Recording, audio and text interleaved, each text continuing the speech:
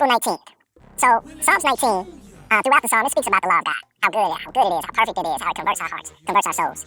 At the end of that psalm, he asks God to help him, his inner thoughts. People speak about, the law, and the law of God is very broad, and God magnified it. Jesus Christ magnified it. He said that it's not just about committing adultery, it's about the thought in our heads. First, we have to think it before we do it.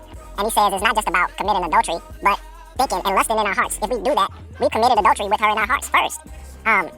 Our minds are very important to our actions. We have to think things before we do them, oftentimes. So a lot of things are just instinctive and we just do them. But as we get closer and closer with God and our relationship with him, he will start to craft our minds to think as he thinks, not as we do. Because right now, I'm telling you, in prayers, even in prayers, it's times where I'm like, man, what the world? How did this thought get in my head right now? I'm praying to God, and this thought slipped in there. So we immediately have to repent, and, we have to ask God to help mold our minds. And what does help with that is studying and getting him his word and letting his word saturate our hearts so that we can think more like he does. And those creepy thoughts won't get into our minds when we're praying.